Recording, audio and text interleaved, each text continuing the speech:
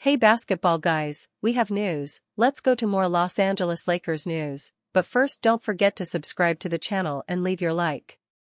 LeBron James plays a high-level game, but he doesn't get any help from his teammates and the Lakers are defeated by the Minnesota Timberwolves and find themselves in a difficult situation in the playoffs. Now the Lakers' situation is more difficult, because they lost a game at home and to recover they will need to win Game 4 and we hope that Luka Doncic is back and playing at a high level, so that the Lakers can recover. The NBA is played at a high level and many players cannot continue to play well for many years. And it is also necessary to have great physical conditioning to face difficult games like the playoffs.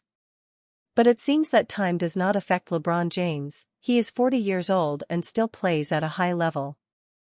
LeBron was cold during the first 2 games of the playoffs and there were strong rumors that he was injured. But today he showed that he is a great star and can still win a championship. And in a difficult game in which the Lakers had serious difficulties to score, and LeBron James was there putting on another show for the Lakers fans to applaud. And in today's game, LeBron James did not have much help from Luka Doncic, who has a stomach illness and played injured. Even with the defeat, Lakers fans still have hope, because the great star LeBron James is back and playing at a great level.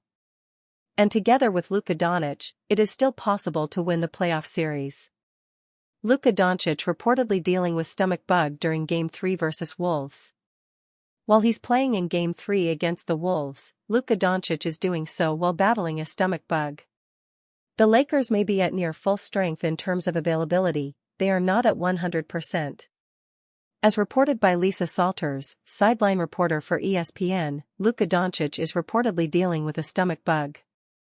Mike Trudell of Spectrum Sportsnet also confirmed the report during the first quarter. During the interview between quarters, head coach J.J. Redick also confirmed that Luka was battling illness and had been doing so for the last 24 hours. Just by looking at him, it's clear to see Luka doesn't feel great. While it had impacted his scoring early on, he did have 5 assists during the first quarter, so he was still producing. Obviously, it's something that's going to be worth monitoring through Game 3 but also moving forward.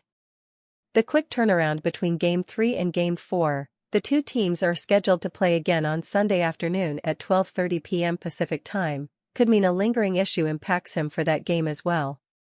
Depending on what the issue is, it could spread to other members of the Lakers, but that is venturing into worst-case scenarios, too. Hopefully, this becomes something of a memorable story of Luka producing through a stomach bug and not something that could cost the Lakers a game in what is going to be a tight series. Lakers general manager Rob Pelinka praises Luka Doncic's work ethic. After the Dallas Mavericks traded Luka Doncic to the Los Angeles Lakers, one of the ways they rationalized their decision to do so was to accuse Doncic of allegedly being lazy and out of shape. In fact, an article in The Athletic reported that the generational superstar had a taste for beer and hookah and that some felt he would experience a catastrophe in the next 5 years or so that would lead to his demise. But Lakers general manager Rob Pelinka has publicly praised Doncic's work ethic. In fact, in an interview with Los Angeles-based Spectrum Sportsnet just prior to Game 2 between the Lakers and Minnesota Timberwolves, Pelinka said that the Slovenian has been putting in work on a daily basis. He's an illusionist, Pelinka said. He does things on the basketball court that you don't think are real. So you've got to show up to see it. You might see an online video or you might hear a legendary story, but until you're here in the building seeing it live, you're like, how did he do that? So, I'll tell you, he's been a great leader, in the gym every day, working hard at his craft. Obviously you can't be one of the best players in the world without putting in the work. So it's been good to see him at Health South, at our practice facility, the UCLA Health Training Center, putting in the work on a nightly basis to be great on the court for our fans. In 28 regular season games with LA following the trade, Doncic averaged 28.2 points, 8.1 rebounds, and 7.5 assists.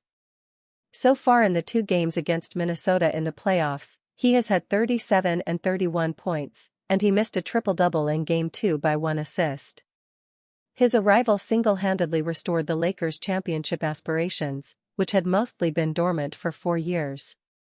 But mostly, at age 26, he has the opportunity to be the face of the iconic franchise and its next transcendent player for about a decade, which means it could have the opportunity to win multiple championships during that time. JJ Redick speaks up on dealing with hostile crowds in the NBA playoffs. Ahead of a critical playoff game on the road, Los Angeles Lakers coach JJ Redick spoke to the media on how he prepared his team to battle in a hostile playoff environment. According to Redick, there's something to relish about a playoff game in enemy territory because it means you can watch the opposing fans' disappointment. Just the feeling you get of people hating you and yelling at you and getting the opportunity to silence them, but also kind of ruin their day, said Redick in a pre-game chat with the media. They pay all that money, they wore their t-shirt, grabbed their towel. There's just something awesome about winning on the road in the playoffs. You got to really embrace it. And if you embrace it, whatever dopamine hit you could want in your life, you get it. NBA playoff games are known to get pretty intense, and the Lakers are experiencing some of the worst of it in the very first round. In a 1-1 stalemate against the Minnesota Timberwolves, the scene has been brutal, and the whole team is expecting a very toxic crowd on the road at the Target Center, where the fans have been waiting for over 35 years for their first NBA championship. After Anthony Edwards took them to the West Finals last year, the Timberwolves began this campaign with championship expectations, but things took a turn when they traded Karl-Anthony Towns mid-season. After such a risky trade, tension is high in Minnesota, and you can bet the arena will be packed full of people ready to give the Lakers an earful. As a 15-year NBA veteran, JJ Redick knows a thing or two about winning on the road. With career averages of 12.8 points, 2.0 rebounds, and 2.0 assists per game, Redick was always a steady hand for his teams, and he was never afraid of the moment. As a coach, it's his job to share that confidence with his team, but that's much easier said than done. In Game 1, the Timberwolves stole home court advantage and embarrassed the Lakers on their home court. If not for a solid performance in Game 2, the Lakers would be in danger of a first-round elimination. As for young star Luka Doncic, he's still looking to set things right after his trade from the Mavericks, and all the pressure is on him to live up to expectations. Fortunately, he's fearless, and you have to be fearless to win on the road in the playoffs. Ahead of a critical Game 3, the Lakers will need everything to go their way to win the game, but Redick believes they have everything they need to get it done. The Lakers are relying heavily on Luka Doncic. Is it too much? Through 2 games against a rugged Minnesota Timberwolves squad that finished 6th in the NBA in defensive efficiency, the Los Angeles Lakers have scored 109.7 points per 100 possessions with Luka Doncic on the floor, an offensive rating that would have tied the woeful New Orleans Pelicans for 25th in the NBA during the regular season. That sounds bad. Until, of course, you look at what the Lakers have managed without Luka on the floor, just 90.9 points per 100. That is a sub-lockout season Bobcats and mid-process Sixers level of woof.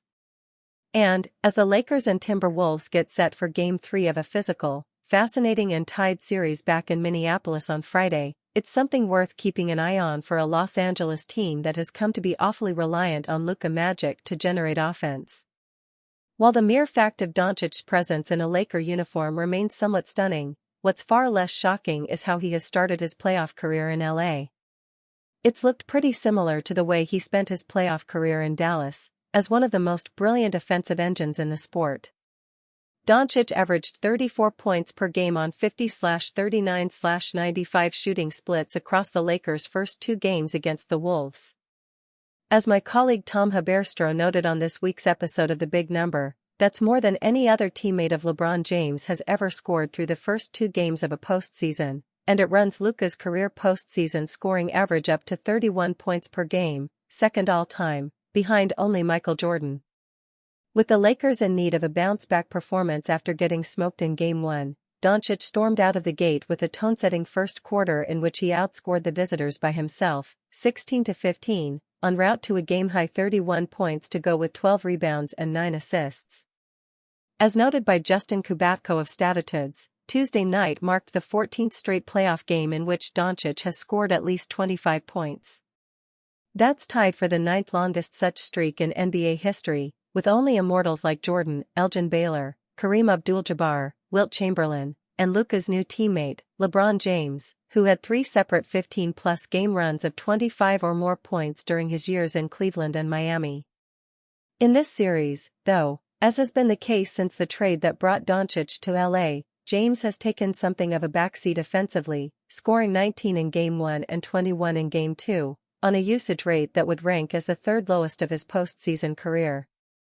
As Haberstro noted, Doncic has the NBA's 5th highest average time of possession in the postseason thus far, at 7.7 minutes per game, an increase of nearly a full minute from his regular season average after arriving in LA. James, on the other hand, has had the ball in his hands for just 4.1 minutes per game, 30th among all postseason players, a decrease of more than a minute from the regular season, and nearly half as much as he dominated possessions during the Lakers' 2020 run to the NBA championship. Some of that rebalancing has to do with Doncic's sheer brilliance and production. When you've got a guy like that, feeding him as many touches and playmaking opportunities as he can handle seems like a pretty good idea. Some of it also stems from needing James to conserve his energy for the defensive end, a must on this version of the Lakers, and specifically in this physical matchup with Minnesota.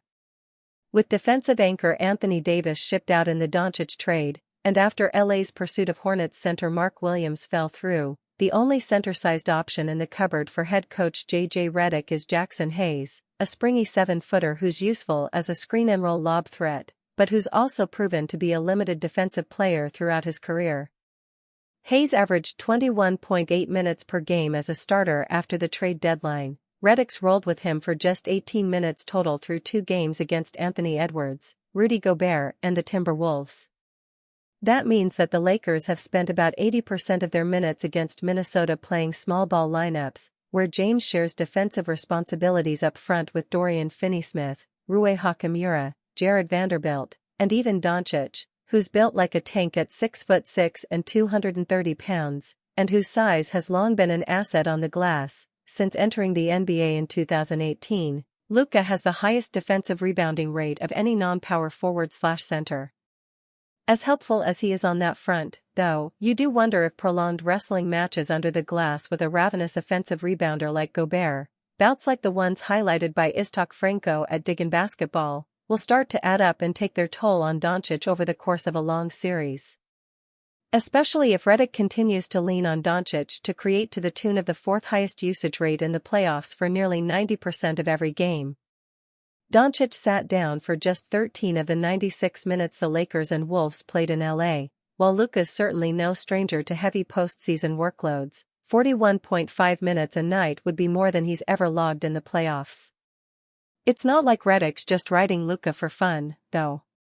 While the Lakers and Wolves have played dead even through Doncic's 83 minutes, Minnesota's plus 13 in those scant 13 minutes of Luka's rest. And while small sample size caveats apply to every number we can glean from 2 measly games in a series, we do have a bit more data to support the notion that LA's offense plunges when Doncic sits. After the trade deadline, the Lakers scored like the Cavs with Luka on the floor and like the Nets with him off of it, even with Redick making a point of staggering his rotation to keep James and Austin Reeves in the game when Doncic checked out. In the playoffs, even a couple of minutes of scuffling can come back to bite you, especially when the margins are as slim as they are in this 3 vs. 6 matchup, and especially against a defense as good as the Wolves, who are allowing just 99 points per 100 with Gobert in the middle, even amid all of Luka's hunting. Even with Doncic hanging 30+, the Lakers scored fewer than 100 points in both games in LA, the first time they've been held under 100 in consecutive games since December, before Doncic's arrival. And as hot as the Lakers started on Tuesday, the Wolves cooled them down, with LA managing just 36 points after halftime in Game 2, and only 13 in the 4th, and, for what it's worth, with Luka missing 7 of his 10 shots after intermission. Heavy minutes can beget heavy legs, which, in turn, can beget front-rim step-backs, late-game miscues, and squandered opportunities. Doncic is the brand of brilliant that can tilt the outcome even when he's tired, that can carry a team while shouldering an outsized burden. The challenge facing Redick? Finding a way to lighten it so that he can carry the Lakers even farther, and doing it without leaving them vulnerable to a Wolves team eminently capable of ending their postseason journey before it even really gets started.